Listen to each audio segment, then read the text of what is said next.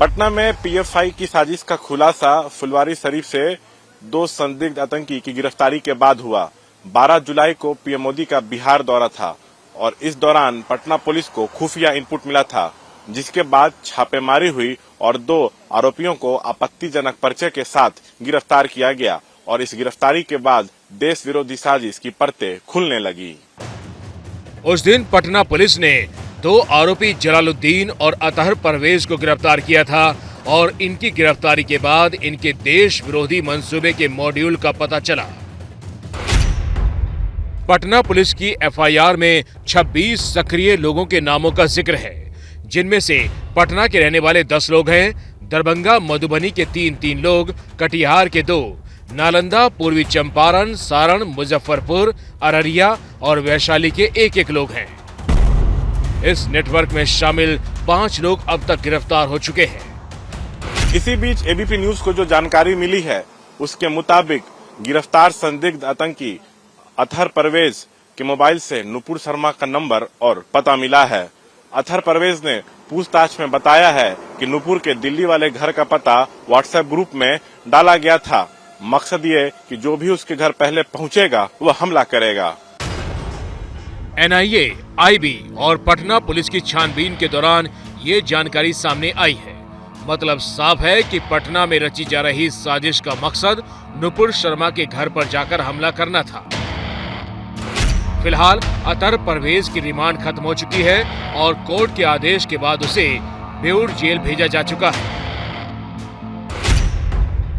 Police की पूछताछ के दौरान अतहर परवेज ने खुलासा किया, आतंक की ट्रेनिंग के लिए ट्रेनर केरल से आए थे।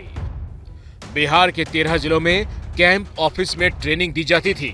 पूर्णिया, किशनगंज, कटिहार और अररिया समेत 13 जिलों में कैंप ऑफिस हैं। नामजद आरोपियों की तलाश में पुलिस करीब 8 जिलों में छापेमारी कर रही है। खुलासा ये भी हुआ है कि नुपुर कांड के बाद विवादित वीडियो दिखाकर अशिक्षित और बेरोजगार मुस्लिम युवकों को गुमराह करना और फिर आतंक के दलदल में धकेलना इनके गैंग का मकसद हो गया था और इसी मकसद को पूरा करने के लिए पटना से बैठे बैठे ऑनलाइन ट्रेनिंग दी जा रही थी, जिसके लिए दूसरे राज्य से लोग आते थे। पीएफआई को लेकर हो रहे इन खुलासों के बाद अब बिहार में इस संगठन को बैन करने की मांग उठने लगी है। बिहार बीजेपी के बड़े नेताओं में से एक सुशील मोदी ने पीएफआई पर प्रतिबंध लगाने की मांग की, जिसका समर्थन बीजेपी के सांसद और विधायक भी कर रहे हैं।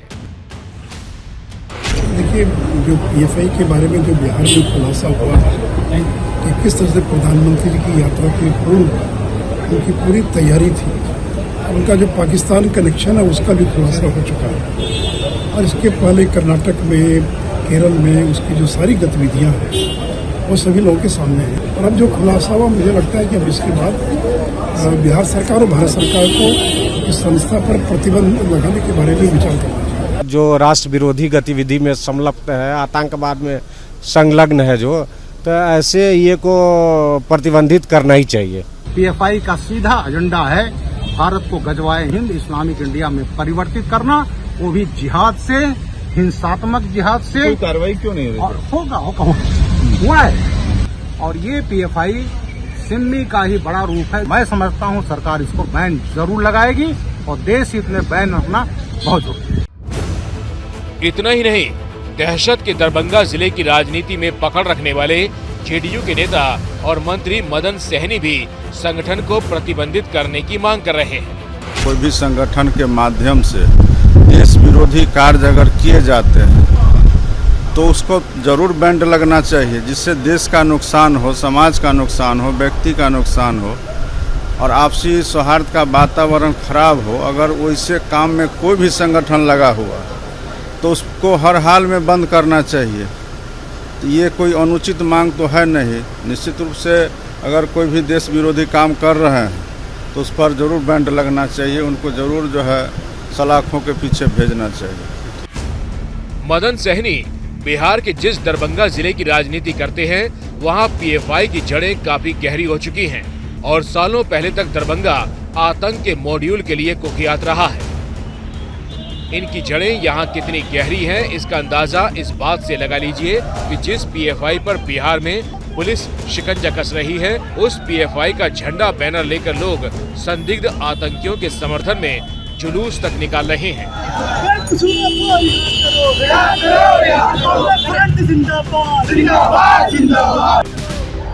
जिस दरभंगा में ये जुलूस निकाला जा रहा है, वहाँ के 3 लोग इस गैंग्स ऑफ फुलवारी में सक्रिय थे।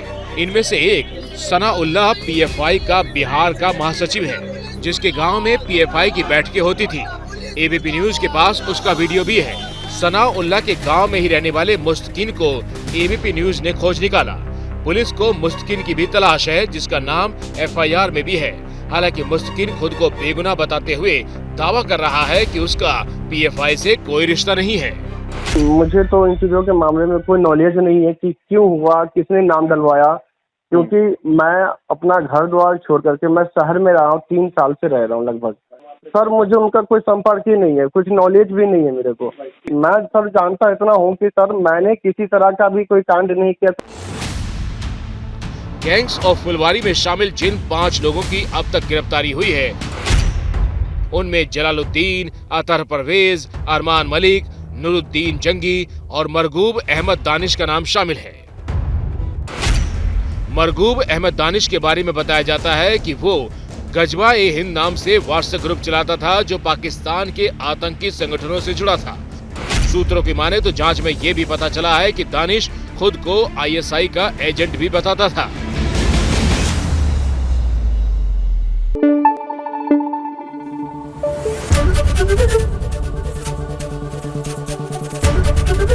एबीपी न्यूज आपको रखे आगे।